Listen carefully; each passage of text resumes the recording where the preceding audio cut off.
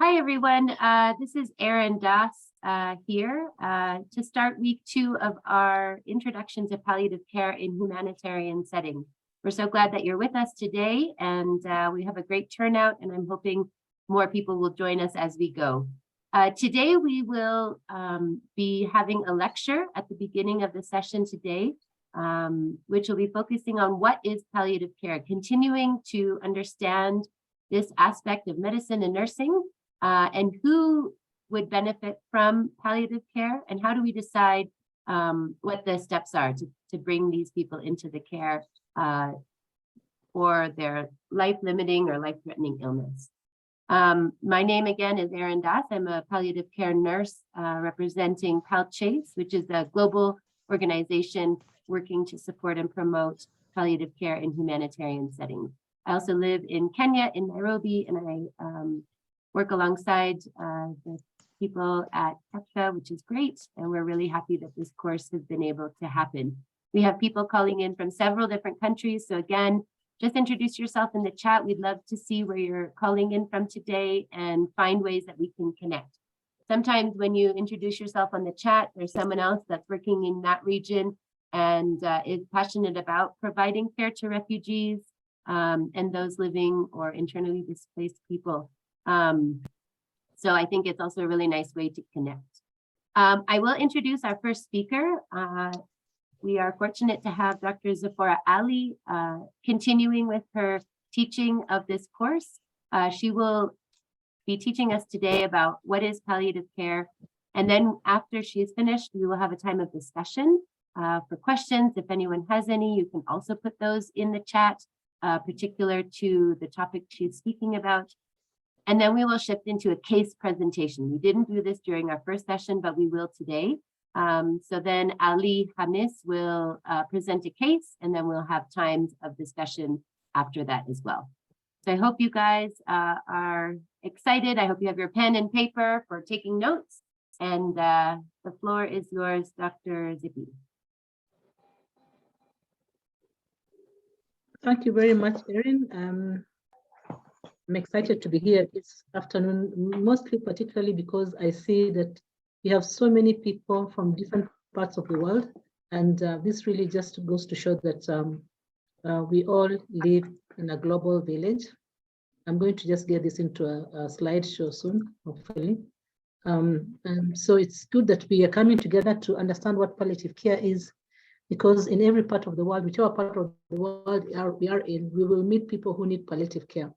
Whether they're living under hardship conditions or people just within the community, there will be always somebody in need of palliative care. So I'll put my video on. That was just to introduce myself so that my internet doesn't misbehave as I go through the sessions.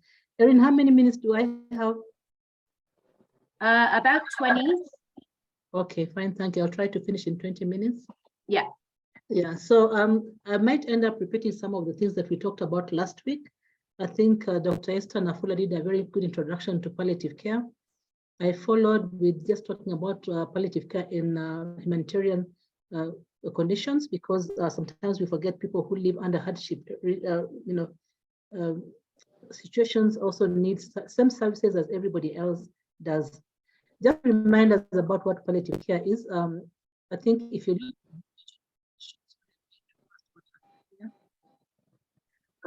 it says that palliative care is an approach that improves the quality of life of patients and their families. And I'll stop here and say that we need to remember we are not talking about patients only. We're talking about patients and families. In palliative care, we talk about the patient and family being the unit of care. A patient does not live in isolation. They are part of a family, and that family really cares for those patients. Now, it might not be the same maybe where you're working. Maybe families have been dispersed in different parts of the world. But even sometimes within that community where they're living, they actually form small cohorts of families. So families or loved ones or people who care for a patient are very important when you're dealing with patients, that we should also put them into consideration. So we're looking at patients who are facing problems that are short of life-threatening illnesses. Sometimes we actually say health suffering-related conditions. Somebody who has any serious illness will need support during their journey. And so we focus a lot in terms of palliative care. We focus a lot on preventing and relieving suffering. That's very important. And I think we discussed that with Dr. Esther last week, talking about saving lives, but also talking about saving lives should not shadow the issue of also relief of pain and suffering. So how do we do this? We try to ensure that we are getting the patient early on board and understanding what their needs are, what their symptoms are, making an early diagnosis of what they'll be needing support from. And if, in palliative care, we actually do a very thorough assessment. When we talk about impeccable assessment, we're talking about a thorough assessment. We don't just assess a patient within 1 or 2 minutes. We actually take time with our patients to understand all the symptoms they might be having and to understand the physical, emotional, and all those other needs. And we'll also talk about a little bit later on that. So palliative care is really focusing not just on the pain or if it's any other physical symptom, but it focuses on the whole person, their physical, psychosocial, and spiritual needs. And I always add financial needs as well, especially in the parts of the world where we are living. People have a lot of financial problems when they're taking care of a chronic, especially, for example, if it's a disease like cancer that is very expensive to treat. So this is just reminding us of the definition of palliative care. The focus is quality of life so that our patients have a good quality of life on a day-to-day basis. So WHO has actually broken this definition into parts so that we can understand it better. It said palliative care provides relief from pain and other distressing symptoms. So pain is not the only symptom that brings the patient to the hospital or to the clinic.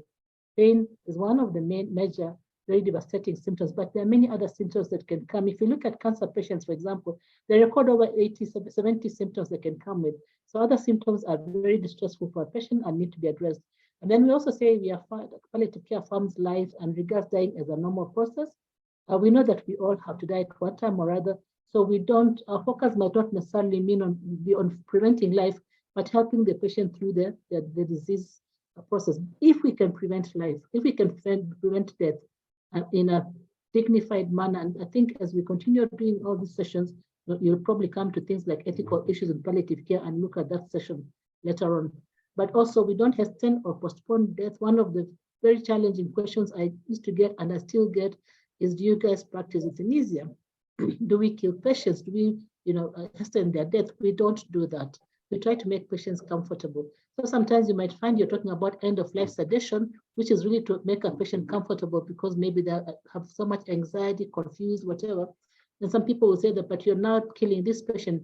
It's not given with the intention of killing. It's really just to make the patient comfortable. And I think you talk about end-of-life care later on. Like I said earlier, we talk about psychological and social aspects of patient care. How many of us really focus on the pain that is in the heart of the patient? Maybe you're focusing on the pain that may be where the cancer is or where cancer has spread or where the disease is. How many of us really take time to focus on the psychological needs of the patient? That inside part that is very difficult sometimes. If you're not able to address it, you might not be able even to give this patient a good quality of life. You might not even be able to 100% control their symptoms because the pain is not just one type of pain, but it's a whole pain. And patients will come and say the whole of me is in pain. Again, spiritual aspects are very important. And that's why I always say that in a palliative care setup, we need to have a multidisciplinary team where people are looking at the different needs of the patient. I might not be the best person to give spiritual care, but it's good for me to have a person who can support this patient's spiritual needs. When I talk about spiritual care, I'm not necessarily talking about religion. Sometimes we tend to forget that. I know that in Africa and other parts, developed, maybe other parts where we have a lot of religion and spirituality issues, we actually merge the two a lot of times. I know in Africa, when you talk about spirituality, you're actually talking mostly about religion. So it depends where you're coming from, but spirituality is very important, and we need to address those needs of the patient. Of course, we want the patient to live as active as possible during their illness until they die, if they're dying. So we are really focusing on quality of life for the patient, but also at the same time, quality of life for the family. The definition continues on again to talk about family support during the patient's illness. And when the patient dies, we also support the patient's family in terms of bereavement. We have to support them because they could easily be having a very tough time during the bereavement period. We don't really have a specific period for bereavement. It varies from person to person, but also sometimes as a healthcare provider, we are able to identify abnormal bereavement and support these patients or refer to them where they can be supported. Like I said earlier on, we have to work as a team. A patient's needs are many. You might need a wound care nurse, you might need a physiotherapist, a nutritionist, a chaplain, just many different people, doctors, nurses. We all work together in terms of supporting this patient. Again, palliative care will enhance the quality of life and also positively influence the course of the illness. So it has been actually so shown that if you start palliative care at an early stage of an illness, that the patient actually will have a better quality of life. They'll have less stressful symptoms at the end of life. They might even live longer, but also they'll spend less money going to the hospital because the needs are being met that will usually make them go to the hospital. And again, when you're providing palliative care doesn't mean you have to stop all the other treatments that the patient might be having. If they're being treated, for example, for a cancer, they receive palliative care from the time of diagnosis throughout their illness. So it goes alongside with the other treatments that the patient might need. So again, we need to remember palliative care is not only for adults, it's also for children. It actually cuts across all ages. It doesn't matter whether it's a child, a young person, an elderly person, or just a mature person. We talk about palliative care being there for everybody and across all ages. And even a child who, a fetus that might be in the mother's womb might actually might require palliative care. Rather, the mother might require palliative care because the doctors have told her the baby you're going to have is not going to live. So even we talk about perinatal, postnatal palliative care. So it applies to any condition that is really difficult for families and patients, and even for the unborn child because of the family, what they're going through. And if the child is going to live for a few days or weeks, that's a very tough time for the family, so they will need support. So palliative care for children actually, again, focuses on the mind, body, and spirit of the child, and also the support for the family. And you know, when a child is sick, it is different like from being an adult being sick. It becomes more, devastating for the family because the child is sick. So again, from the time of diagnosis, you have to, bring in the palliative care teams, take care of these children who need palliative care throughout their illness. And again, we talked about the holistic approach. We're looking at the physical, psychological, and social dimensions or needs of the patient. And again, in children, we work as teams. We can't work alone. Children have got many needs that need to be addressed by many people. I know it's not very easy to have ideal teams in our setups, and sometimes we have to multitask or task shifting. But if it's possible, if we can have a team, that would really make it very good. And again, the one thing that I'd like to put in red is that palliative care can be given to children wherever they are. It doesn't have to be in a special hospital or a specialist, setup. Anybody, wherever they are, children can receive palliative care. So let's remember palliative care for children is also very important. So I won't go into this. I mentioned the fact that when a patient says, I'm in pain, they could be talking about physical pain, they could be talking about emotional pain, spiritual pain, psychological pain. This means that we need to address all these types of pain. And this diagram here, you'll get these notes, just like kind of breaks what is a physical pain. People are usually in pain. They're not able to do something because they're weak. They don't have appetite. They've got pain, physical pain. They're constipated. They're vomiting, and all those things. And then we talk about anxiety, depression. They don't enjoy life. They are not happy. So I don't know how many of us here ever ask our patients if they are depressed.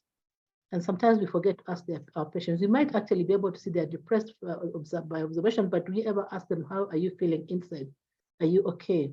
Do you enjoy just your life, or is it very difficult for you? Of course, the social aspect of care is also very important. Somebody has to stop working because they've been told they've got a disease, they need to go for treatment, or they've lost or sometimes when they just don't have money. So that can also be very devastating to the patient. I talked about spiritual care, the meaning of why am I the one who's sick here? Why did I do? Most people come and say, I must have done something wrong. That's why I got this disease. So reassuring patients and having them maybe meet with their spiritual leaders is also part of what we do. It's very important. So I won't go into the details here, but I think we need to remember that we're talking about pain management and other distressing symptoms, not just pain, are very important for the patient. And also emotional and spiritual support is very important. And again, like I said earlier on, financial support might actually be needed in some cases. So if you look at the benefits of palliative care, that, like I said earlier on, there are many.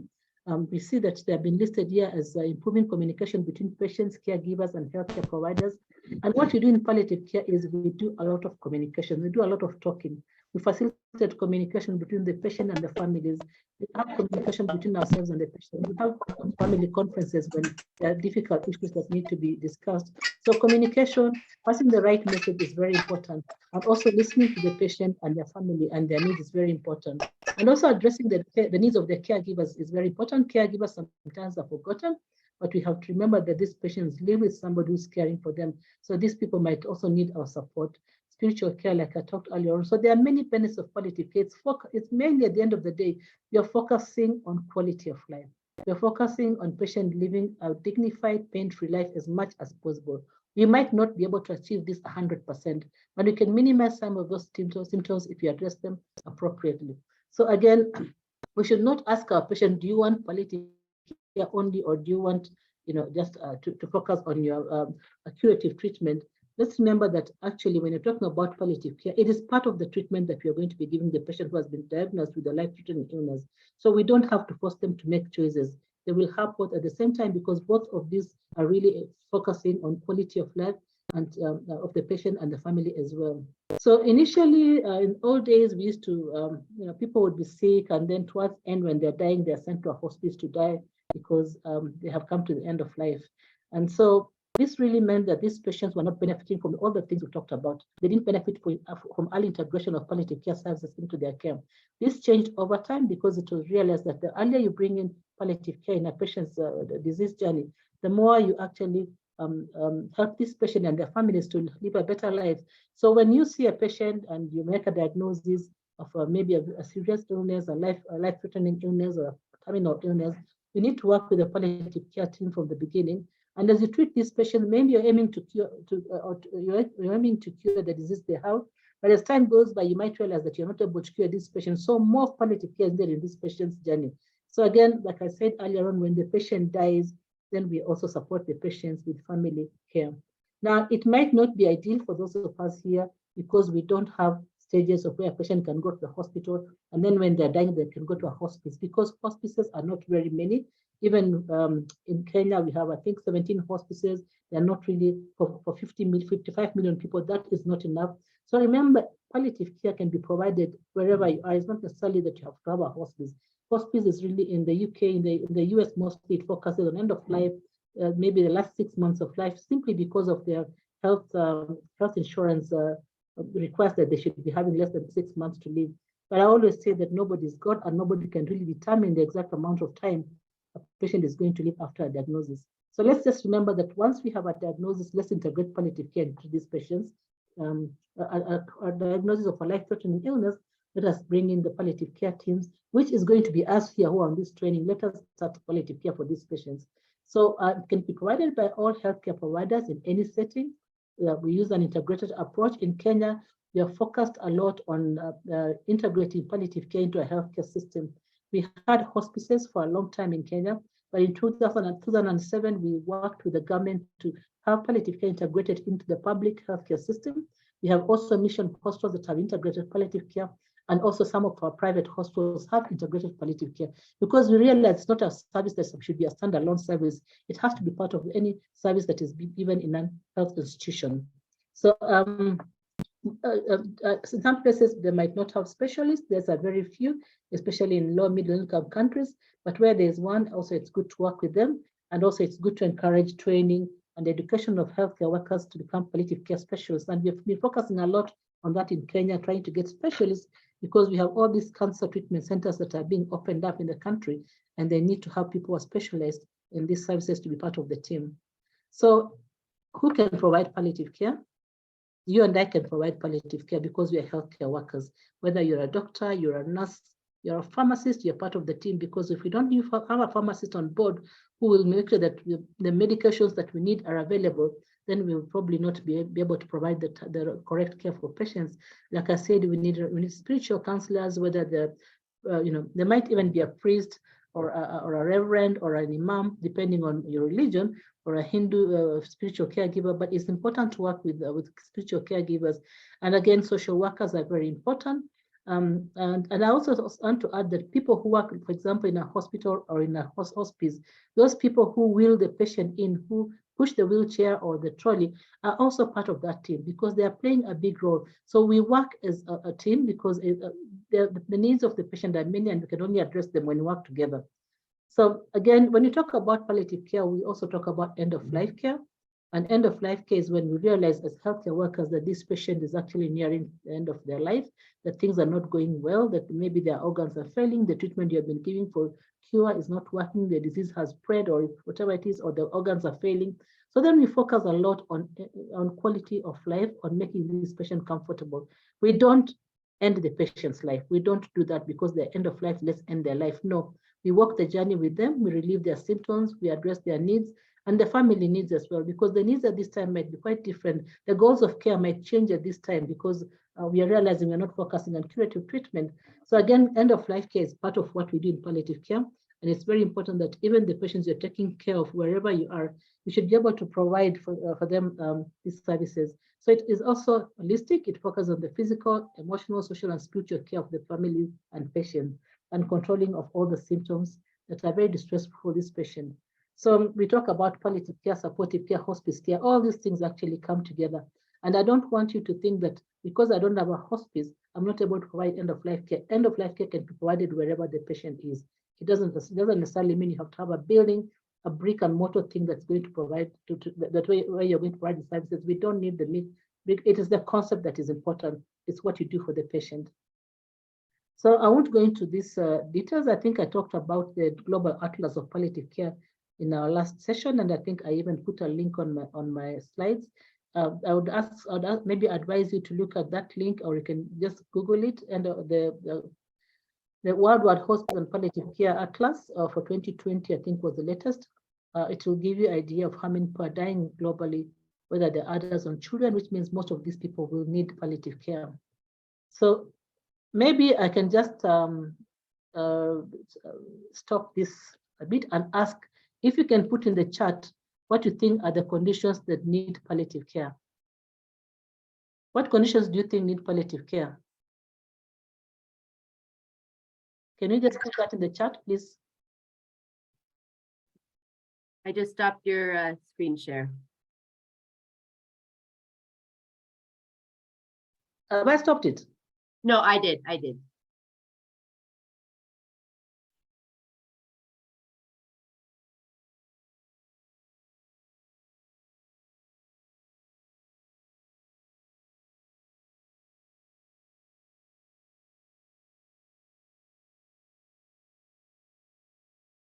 Cancer, diabetes, cancer, HIV.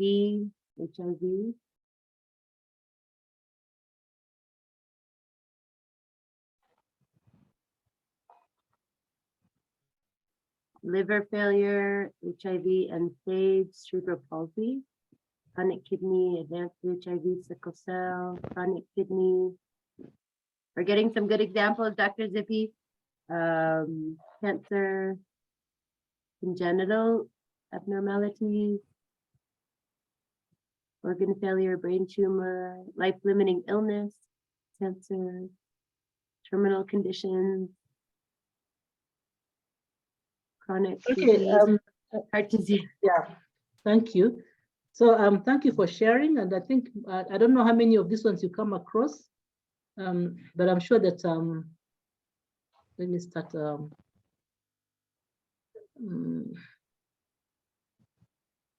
Yeah, so I don't know how many of these conditions you come across, but there are many types of conditions that can benefit from palliative care. But like I said, I think what we need to focus on is that when somebody has a chronic, life-threatening, serious illness, they will benefit from palliative care. People who even have had an accident or maybe got multiple injuries will actually require pain management, counseling. Family members will require, counseling. So people who really have got devastating illness will all benefit from palliative care. But that was just to help you understand that there are many diseases that can benefit from palliative care. Most people tend to think palliative care is only for cancer. I know that when they started in the late 60s in the UK, it was focusing a lot on cancer patients, but that's not what it is really anymore. We have patients who've got advanced diabetes, hypertension, cardiac diseases, who will also benefit from palliative care. Even patients in the burns unit will benefit from pain management and counseling, because they have a lot of pain because of the burns, and the disfigurement that comes with the disease will also need maybe a lot of counseling. So this diagram, Erin added it for me, is just looking at what we need to do to be able to have palliative care in our setup. I know one of the things we need to do usually is a lot of advocacy and awareness, because if you don't get the team you're working with on board, then they will be very resistant to what you want to do. So get those teams on board, your management team, to understand why it's important to have palliative care in your setup. So we talk about the issue of essential medicines. Do we have the medicines that we need? The International Palliative Care Association has listed about 35 essential medicines. WHO has also listed about 32, 34 essential medicines for palliative care, including opioids, which are very important. How we train people, which is what we are doing today. This whole session is about improving our information, our skills and knowledge on palliative care, so that we can actually provide palliative care. But also, of course, ensuring that palliative care is trained, people who are in medical schools, nursing, anybody who's working in the healthcare pharmacy, medical social workers, all these people are trained on palliative care. And then, of course, once you have all these things and policies, then you need to look at also, do we have, the research is very important. Most of us, unfortunately, we don't have so much research in developing countries on palliative care. Most of our research is based on what has happened in the West, yet we know that people are not the same all over. So we need to also focus on local research that can give us local evidence to improve care for our patients. And of course, policies are very important. And I know that in Kenya, we just launched our first palliative care policy in 2021. And once you have all these things in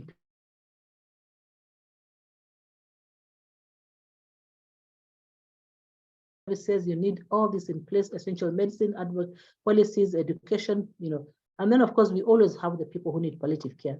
And that's why we're talking about palliative care. There will always be somebody needing palliative care. So this diagram kind of summarizes what you should look at if you want to have palliative care integrated into your services. So we can give palliative care anywhere and everywhere. Like I said, it's not about mortar and brick, it's about the concept at home. Most times we actually advocate if patients can receive palliative care at home because it's less costly for them.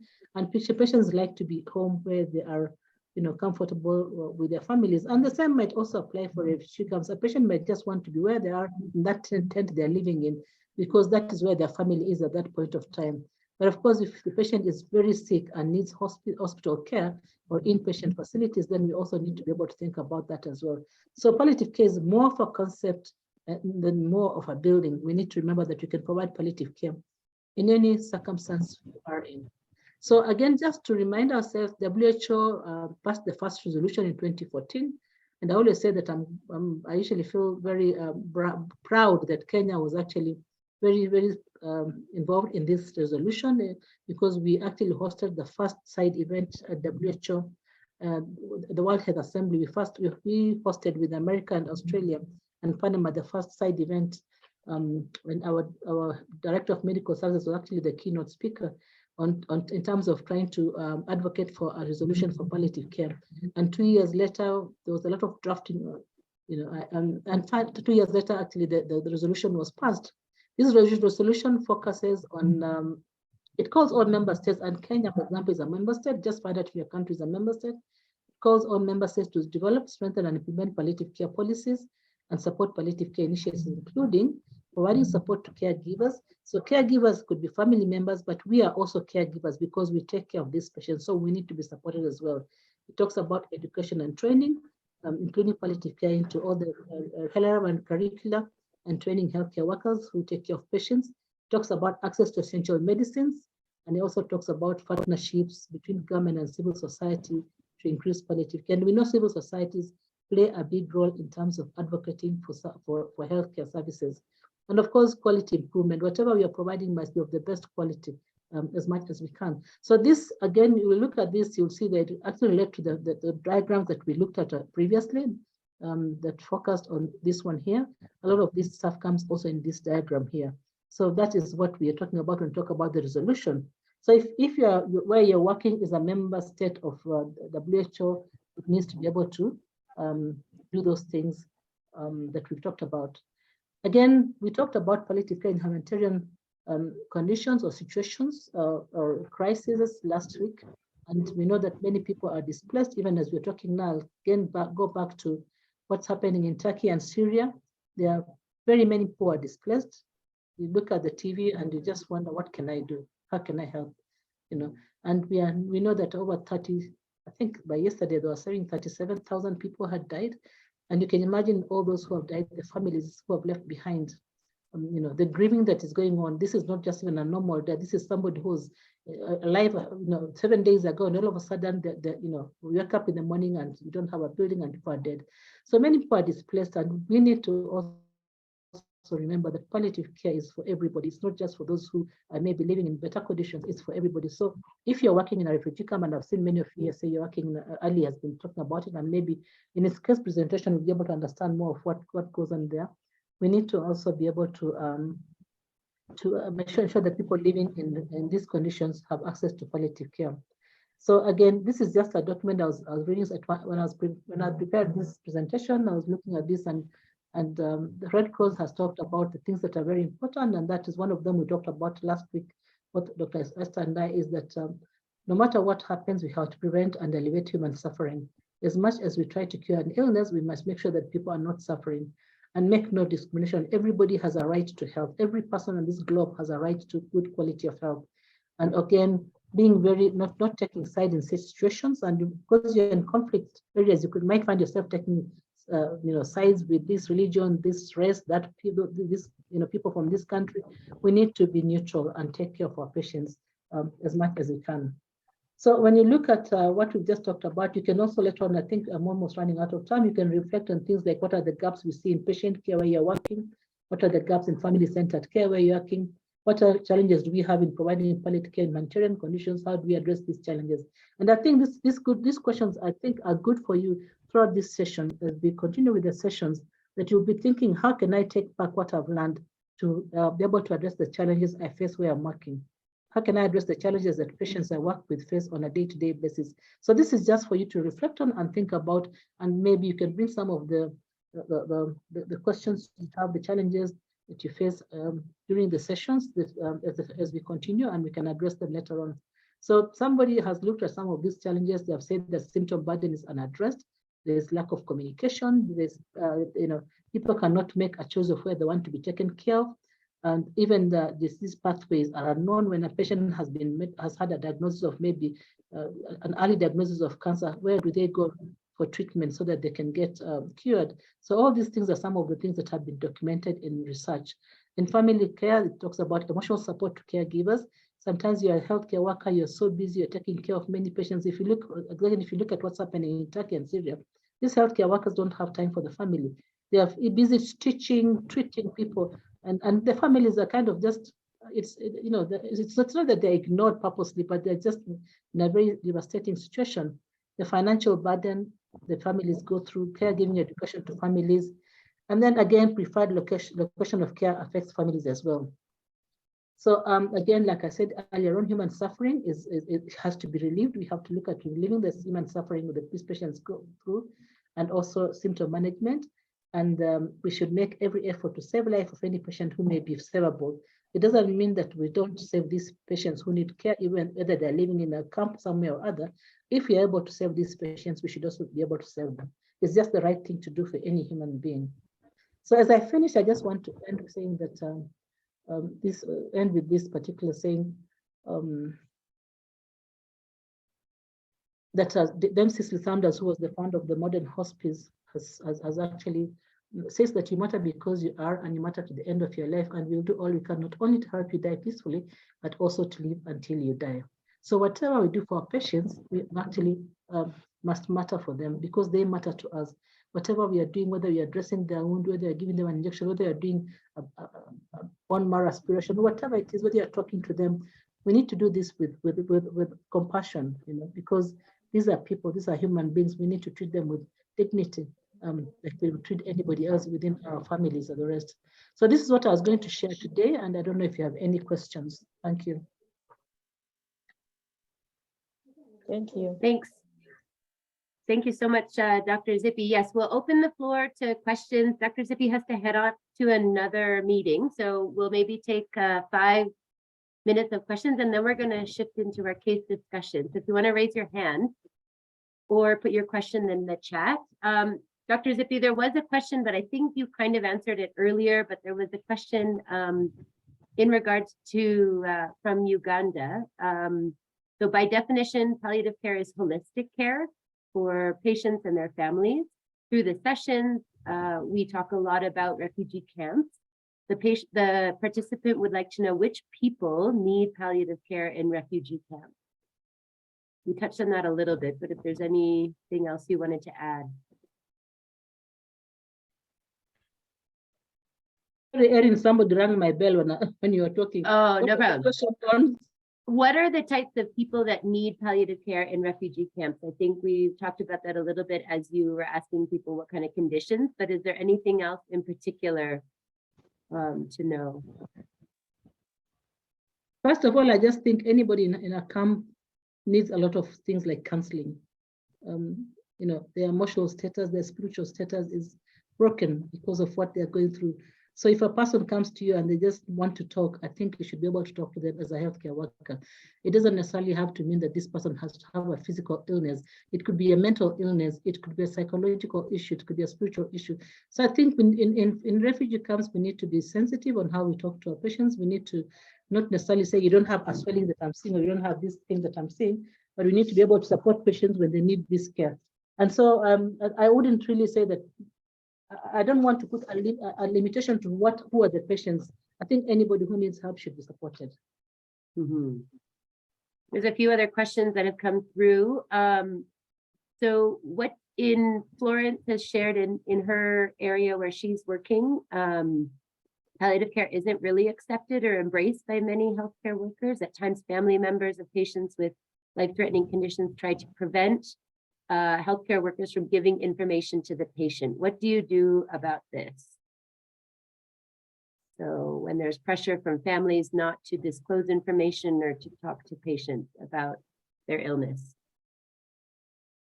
I think I don't want to respond to that because we don't have time, but I want to say that because I'm harassed, I'm supposed to be in another meeting. I think when you're doing communication, we'll talk about that. Yeah. Something that we see anyway, it's not only in refugee camps, even where we practice, we see that patients don't usually want us to tell the family the news. So it's something we come back to. Yeah. There's a few other people on the call. So Dr. Zippy, you're welcome to go. Thank you so much for the teaching today. I know people, if they have questions, I'm sure they'll reach out and I can pass them along to you and we can get them. That's answered. fine. But thank you. Have a good other call. Maculin or David, do you guys have any comments in regards to how we talk to people when there's pressure from families? Maculin and David are representatives from our national association here at KEPCA in Kenya. Sorry, Erin, come again. You said what's our... Yeah, what do you do when there's a family member who may not want a healthcare worker to share information with the loved one? What can we do? Or what's a good palliative care approach? Yes, it's a tough situation at times, and the providers of care, the hospices and palliative care providers at times will look at the reason behind, like the reason as to why that shielding is so being put across. And majority of the times the people will say they thought if the recipient, the patient received that kind of information, it will work sort of to their detriment. And so most of the times family conferences or a further talk with that family member or the family members involved would assist in allaying those fears. And definitely the healthcare worker or the palliative care provider would insist that it's a right for the patient to be well informed about their situation, about their condition. And most of the time they will, once they understand the bad news, will not necessarily affect them directly, then they will be able to allow the information to be shared. Yeah, that's usually the situation, but it's not an easy conversation most of the time.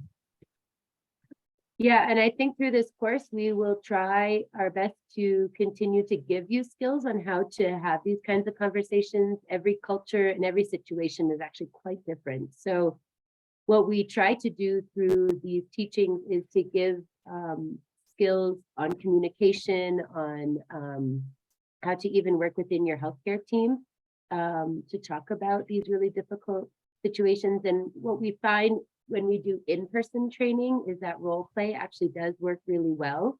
And practicing talking about difficult things with a colleague can be one way to really gain better skills and gain confidence in some of these difficult situations. We have quite a few really good questions. So if there's any faculty that is on the call and you'd like to answer some of these questions, I will keep going with them. And then in just a few minutes, we'll switch over to the case, because during the case discussion, there's also some really good interaction. So in a situation where the patient has requested euthanasia, what do you do? So Quinton has shared this question. In many countries, euthanasia is not legal. So I think initially you would need to identify in your area if that is something that's legal or illegal. And then I think you would need to talk with your healthcare team and the primary physician or the primary team that's taking care of the client. When we talk about euthanasia, a lot of counseling obviously also needs to go along with it because there are, for many patients that are suffering with unrelenting symptoms like very severe pain or symptoms that are very difficult to manage, what it actually does require is it requires a multidisciplinary team to really identify all the different symptoms and a treatment plan. So yeah, it's not an easy or a simple solution, but I think first you need to look at what's happening in your area or your region, because I know we have people on the call from different places. All right, we have another question here about diabetic foot that is gangrenous. The doctor advised an amputation, but the family has refused because they say the patient is going to die. How do you help them? I think when we talk about family meetings, such as what David has mentioned earlier, when we manage patients with a palliative care approach, it's very important that we do spend time counseling the family to make sure that everyone is aware of what the options are with or without treatment. And I do think that one of the skills that we will teach you is the spikes protocol, which is a way to connect and communicate with families and patients regarding their disease and the current situation. And a lot of that is disclosing information about what could happen with or without treatment. And I think sometimes some of our families may have less access to health knowledge. So sometimes we do need to improve their literacy in terms of health and health-related outcomes, especially for these patients with chronic disease such as diabetes or gangrene. There's a few other comments. Is there a need for hospital admission for end-of-life care? Not necessarily. Some people in some cultures would prefer to be in a hospital for the last days of their life. And in some cultures and some settings, people prefer to be at home. I know in some refugee settings, the home location is a very primitive area of just a simple tent. And it may not be the best place to manage symptoms for the patient. But in certain cultures and preferences, people do want to be at home. So end-of-life care doesn't necessarily have to be in a hospital. In terms of working for someone who doesn't work in a palliative care setting, the best thing to do in your region is to find out if there is an association or a group of people that are getting together that are passionate about palliative care, because they might be more aware of what services and referral pathways there are within your area. I know in many refugee settings and camps, there's limitations, which is why we're trying through this program to empower more staff to be able to be knowledgeable about palliative care and palliative care approach. But I think it is really important. In Kenya, we have a very active national association. I know in Uganda they do as well. But in particular to your area, you're welcome to message me privately, and I'd be happy to get you connected with your palliative care people working in your area. I think with that, we may move on to the case study. I'd like to welcome Ali Khamis. He is a clinical officer currently working in a refugee camp in Kenya. He was on our previous batch 1 course and has been quite involved. He's joined PallCHASE and is very a strong advocate of integrating palliative care into his work. Ali is going to be presenting the case. So welcome, Ali.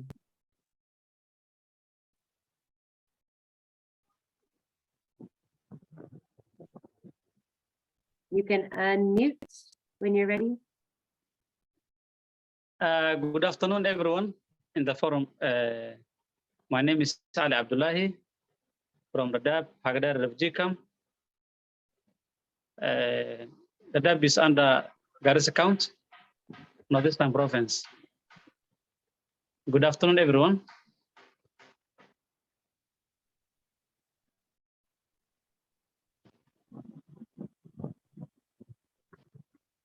Hello. Hi. Good afternoon. Yeah, Good yeah, afternoon. Thank you. Thank you. Today, I would like to present case presentation. Yeah, we have questions and answers for today's presentation. Our question is today, what are the causes of this patient suffering? How can palliative care help this lady? So before we ask you questions, kindly let me give you the history and about the background of that 5-year-old lady. She had metastatic breast cancer. It has also affected bones, liver, lung metastasis, fungoitin wound on the anterior chest wall with foul. So the cancers affected, it has caused complications and the fungoitin wounds on the anterior chest wall with the body smelling. Spinal cord compression due to metastasis in the thoracobular spine. Late presentations did not receive oncological treatment. The patient presented symptoms, pain in the chest wall due to trauma, infiltrations, and her back due to bone metastasis. The other symptoms was breathingless due to lung metastasis, possible BE clinical diagnosis. Poor sleep due to uncontrolled pain, loss of mobility, bedbound due to spinal cord compression. Low in mood and anxious about her health. The diagnosis was shared with her 2 weeks ago. In social history, she is a refugee from South Sudan, arrived at Germany in 2015. Her husband died before she fled from her country. She had 8 children. 2 of her children died in South Sudan. Her children aged 5 years, 7 years, 9 years, 11 years, 14 years, and 15 years. She has 2 brothers in South Sudan. Her brother-in-law wants to inherit her. Spiritually, her religion, she is a Muslim. Her religion is important to her. She always found strength and hope in her role as a mother, coped with losing her husband and 2 children by caring for her other children. She does not know why this is happening to her. She has always had faith in God, but is struggling to understand how God will allow this to happen. She's afraid of what will happen to her children after she dies. So the question is, what are the causes for this patient's suffering, and how can palliative care help this lady? I think you can understand how she was suffering. 2 of her children died. She left 2 of her brother in South Sudan, where she fled from. Her brother-in-law wants to inherit her while she's sick. So how can we intervene? What is the cause of this patient suffering? And how can palliative care help this lady? Erin. Thank you, Ali, for the case discussion. We would love to open it up now to a time of discussion as a large group. So you're welcome to put any responses in the chat, or you can raise your hand or unmute, and we'll go from there. Does anyone have an initial comment or thought?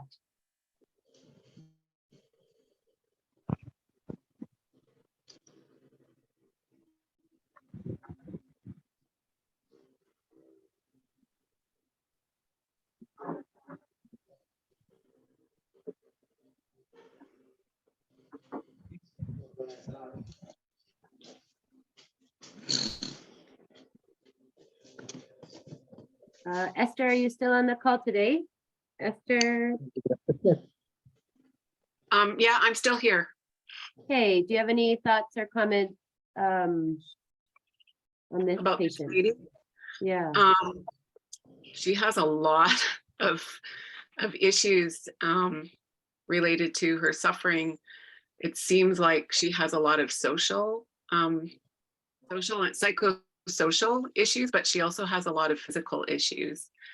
I think what would be important would be to spend time with her and listen to her, because I think we can, I have seen a woman like this actually in Senegal, and I think as healthcare providers, we can get very focused on what we might be able to do for somebody like that. So I'm thinking about her fungating wound, because it's easy for us to focus on something like that, which is especially if it smells.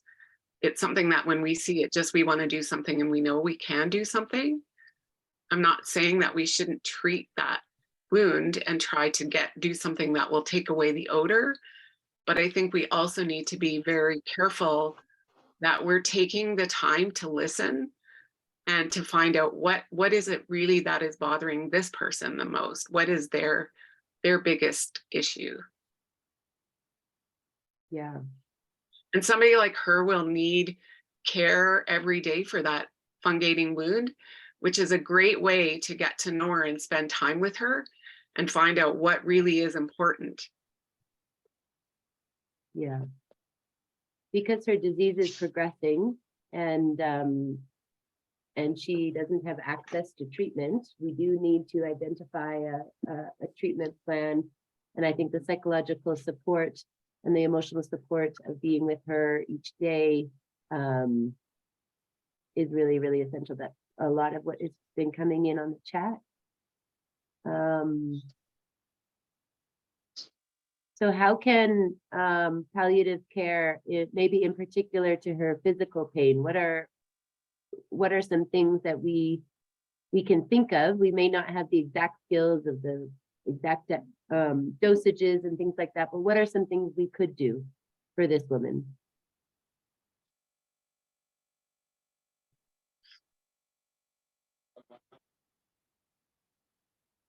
I know we have some people on the call that have done some palliative care previously.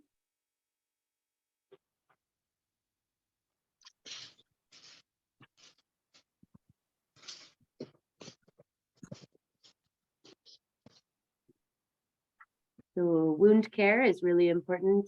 Yes, for these types of wounds, we often recommend, and we'll get into this a little bit later, but we do recommend to treat the wound and cover it in powder. Crushed metronidazole can often help with the odor in these cases. And cleaning the wound, it's not a sterile wound, so we can teach caregivers how to do that if the patient is at home. Yeah, great. Someone has recommended here to give morphine. That's really important. We need to make sure we assess her pain. We can teach her how to rate her pain, and then making sure that we do the wound dressing. Yeah, I love this one here about immobility for bed sores. So if you have a patient who is immobile, there's a chance they could get a bed sore. And it sounds like turning the patient regularly. In nursing school, we often learn and talk about turning the patient every 2 hours. That is really important, especially for someone who can't do that on their own. A lot of suffering for this woman, the wound, her breathing problems, psychological issues, especially because she's a widow and she's had several losses in her life. She's also a refugee, so she's been displaced, so she's not in her home country.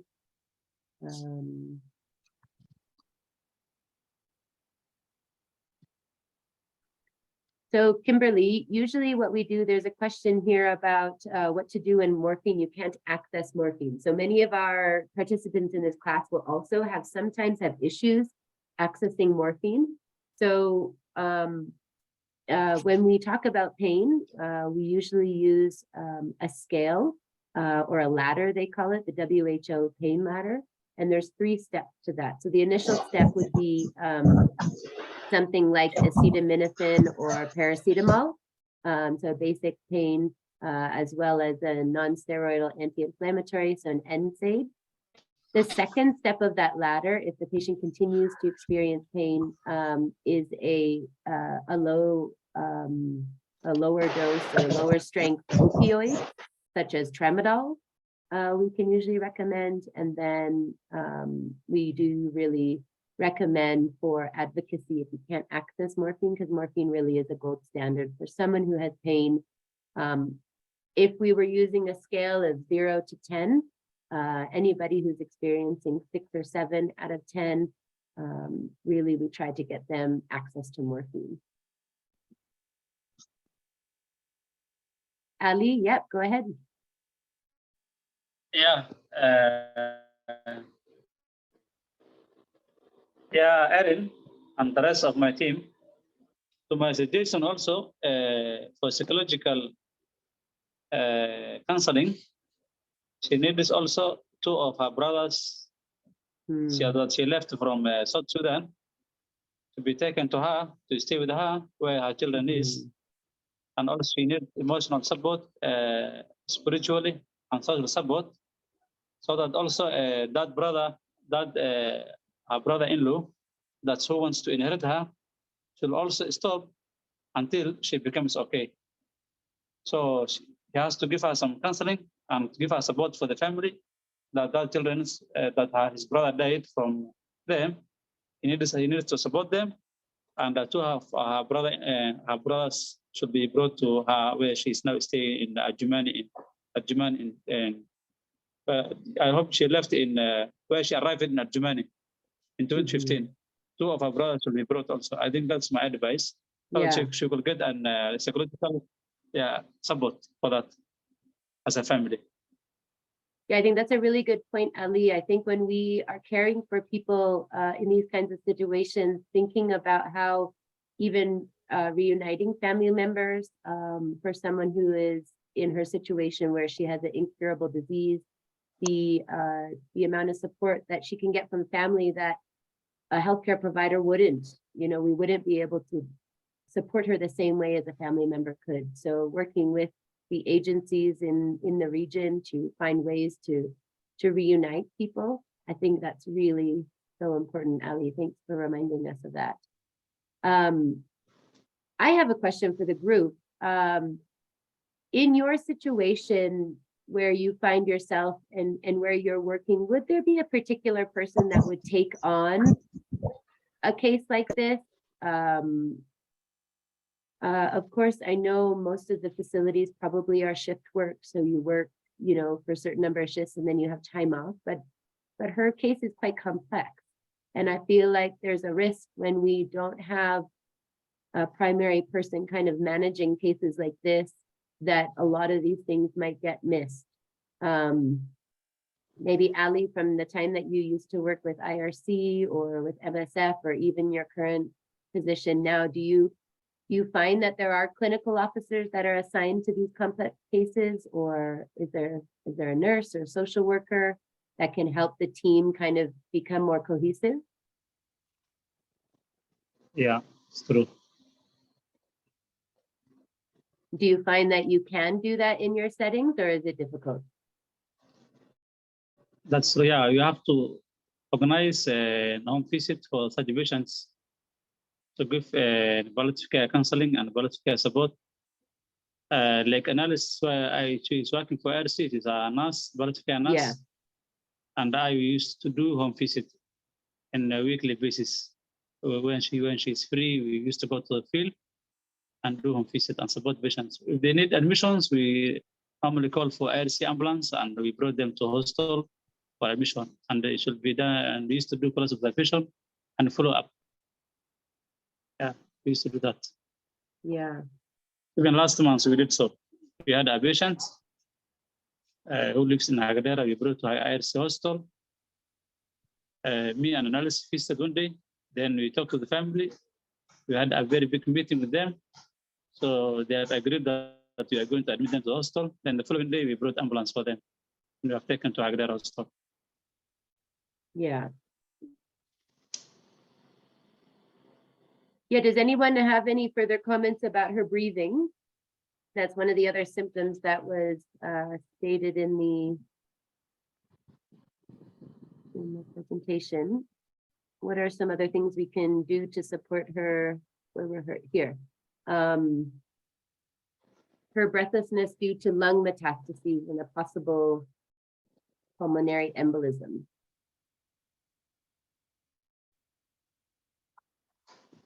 Some of this we'll get to as we continue to talk about symptom management, but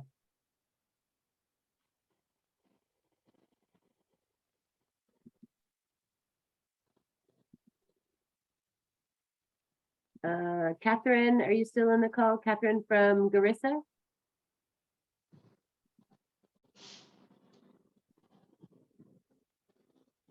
For patients, I know that you guys are working in Kenya. Hello. Hello, Erin. Hi. Hey, yeah, Ali.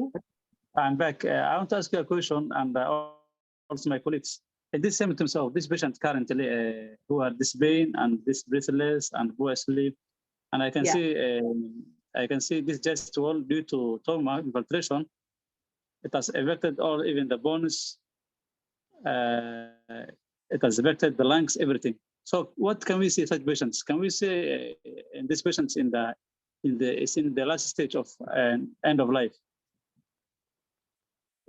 Yeah, oftentimes we have to learn how to give a prognosis, right? That aspect of palliative care that we need to actually become quite good at, because in low resource settings, we don't often have access to MRIs or PET scans, or even for this woman, I'm not even sure she was able to access biopsy, was she? Or maybe she did, but she just didn't get actual treatment for her cancer. So oftentimes there's different ways for us to identify how her prognosis, or to prognosticate her illness or her condition. When people are immobile, that often does mean that it is closer to the end of the life. She has mobility loss due to the spinal cord compression. So obviously that's a little bit different. She, for patients that have all the symptoms that she's experiencing, I would say she's probably closer to the end of her life. She doesn't seem to be eating much. Her mood is low. Some of these symptoms we can treat. We can treat her pain. We can manage her breathlessness with repositioning, even morphine, if we were able to access morphine in her setting. morphine does help alleviate breathlessness in low doses. Yeah, a lot of times when we begin to think about someone close to the end of their life or imminently dying, we would anticipate that she wouldn't be eating for several days. She may be sleeping more, whether she's bedbound or not. Maybe she's bedbound and she's not sleeping all the time. But if she was sleeping more often, she was having, less times of being awake and less communication with people, those are all signs that she's closer to the end of her life. I don't think in the case, she does in it. Yeah. No, I was just going to agree with you that I think what would be important is to recognize that she is getting close to end of life. Because in a situation like this, I've seen where people spend a lot of money to send someone to a hospital because they think that these things can be treated or cured or whatever. And I think it's really important for healthcare workers to be able to to see what's happening and recognize what's happening and do what they can. And I think the anxiety is a big part of it too. But it's difficult because I know that in some places it's not possible to actually accept that someone's at end of life, because it seems like you're trying to play God if you're a healthcare worker saying, I think this person is getting close to the end. So it takes a lot of sensitivity and in those skills that we'll learn in our communication module.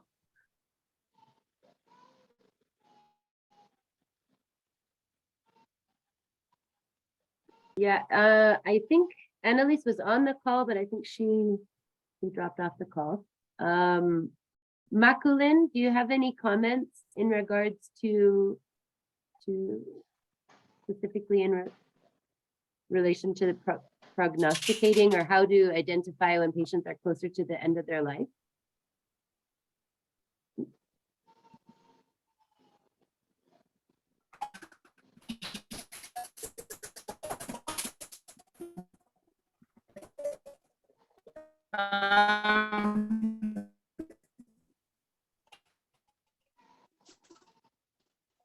I think it depends on the usually clinical signs and symptoms. The personnel can have an idea, although they may not have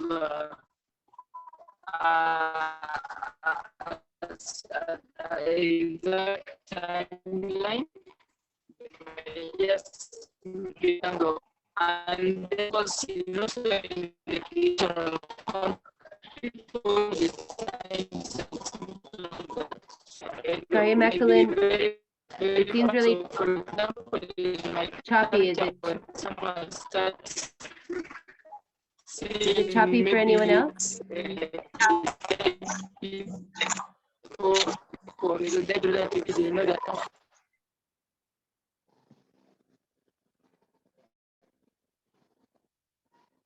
Ali, could you hear Makulin?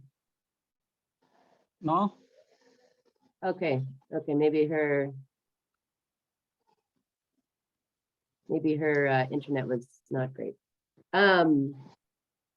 There is one thing I want to send you guys. It's called the Palliative Performance Scale, and it is a scale out of 100, 0 to 100, that you can use to assess where people are at. We use this in Canada quite a bit. I'm not sure if it's used in Kenya, but it is a very good scale, and it's very helpful actually to teach families because it's not super medical. It talks a lot about people's ability to do their activities of daily living, and if they're able to feed themselves or bathe themselves, if they're able to get in and out of bed, in and out of a chair.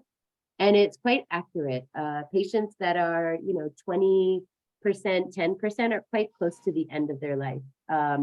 And someone who's performing at an 80% or a 60 or 70% usually can maintain that status for quite some time. So It's a good scale. I can add it also into the WhatsApp group so people can look at it after. Are there any other scales or ways to identify prognosis, Esther, from your experience in nursing?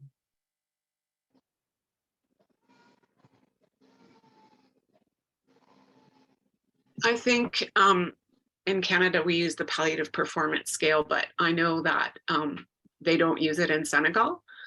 And so I know one thing that I've learned is just if you see how quickly your patient is changing, so what are the things that your patient is not able to do anymore? So if it looks like your patient's condition is changing every month, then they may have months to live. If it looks like the condition is changing every week, then they may have weeks to live.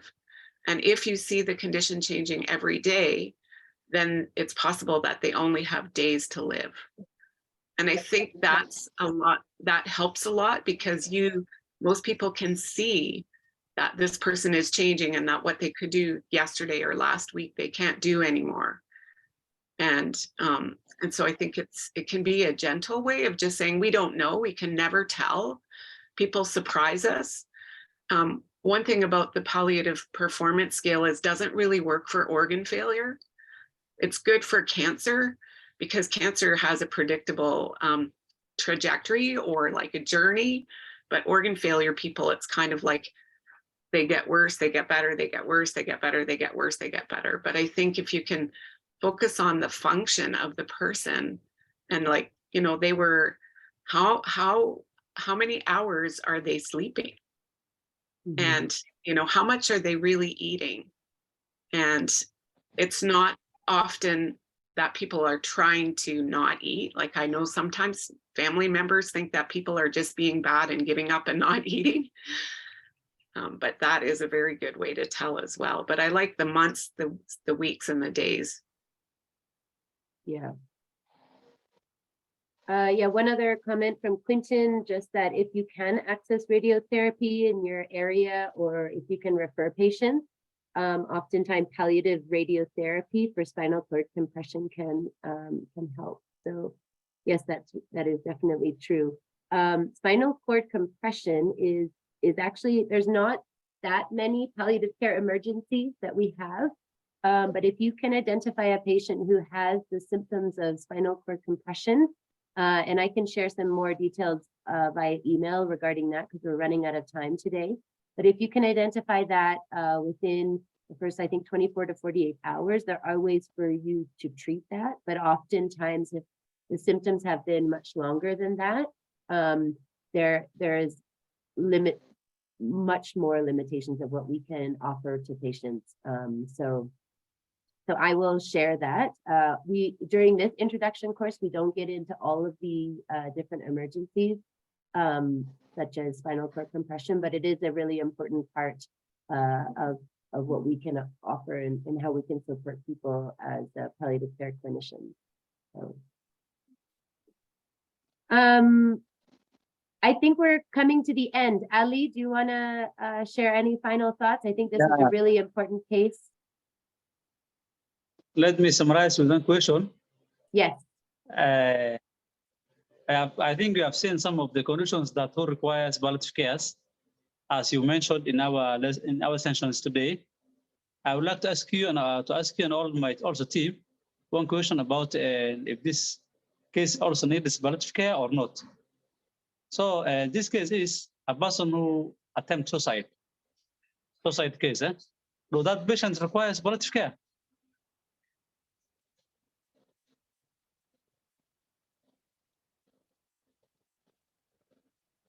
Say it again. Which kind of patient? I said patients who requires palliative care. There are some conditions that requires palliative care that you have already mentioned in this session. Yeah. So my question is, a patient a client who attempted suicide. Oh, suicide. Suicide was admitted in a hospital. Right. With his relatives, with the family who was taking care. Several times we have seen patients who have attempted suicide. Yeah. So my question is, Do that patient need palliative care I after think, discharge or? yeah. I think as we continue to learn more and we destigmatize mental health, I think it is really important to identify that mental health issues can be chronic. In particular, I think the person would require high intensity mental health support from a psychiatrist and psychologist initially. And if you have limited resources, I would say probably not to prioritize the palliative care aspect, but I think there are such rich aspects of palliative care that can be done for many patients. Holistic care is very important, and we don't always highlight that in all of the ways that we respond medically or in nursing to patients. So the fact that in palliative care we identify that there could be a spiritual aspect of this, or there is a serious emotional and psychological issue that the patient is dealing with, we might not get with other aspects. So therefore, palliative care could be a good approach, but I would say for someone who has attempted suicide several times, we probably don't have all of the expertise to treat that person in the best way. So yeah, I think making sure that we were able to connect them to a psychiatrist for, medication support, as well as a psychologist for therapy and, a holistic approach. But there's definitely aspects of palliative care that are important. I don't know, Esther, if you have any other thoughts, or Makalin, I think your internet wasn't the best. Sorry.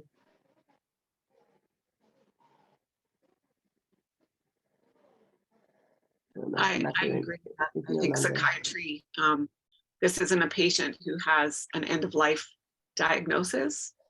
Like that would make it different, right? If it was a patient who did have a serious illness diagnosis and that caused them to want to end their life. Yeah. Okay, so I think yeah, Ali? I think we can also add our conditions who require palliative care. We can add in our conditions. Is it? Well, Makulin, who is also living here in Kenya, she's our leader at PEPCA. She said there's a lot of up and coming work in palliative psychiatry. So maybe Ali, you need to connect with Makulin on this topic. I just want to share as we close the session for today, our attendance sheet. Let me share that. You guys were great last week on filling out the attendance, which is perfect. So if you can just click on this link, I'll leave it up there for the next 5 minutes or so. Just put your name and your email, and then we can track it as we hope to be able to give completion certificates to all those that were able to attend. And for those that didn't attend the first week, I know a lot of you have listened to the recording, which is great, and have emailed me. So we're updating our attendance. But thank you so much for your great involvement in the session today. This is the way the course is going to work for the next several weeks. So we'll have a topic that we'll talk about, and then we'll present a case, and then we'll have lots of time for discussion. For those that are calling in, I know Malakal, I see there's several of you on the video today, which is great. If you can just make sure you email me or have all of the participants fill out the form for the attendance. You can either email me, and I'll put my email here. It's the PC Humanitarian. If you're having issues. I'm trying not to share our direct Zoom link on the large WhatsApp group, because our WhatsApp group is for batch 1 and batch 2 participants, just to create the community feel. So I will continue just to share the Zoom link via email. But if you're having any issues, you can just message me. But yes, thank you for being here today. We'll have our next call on February 21st at the same time. at 4 o'clock East African time. And we hope you guys can join. Thanks a lot, All right. everyone. Thank you. Thank you. Thank you.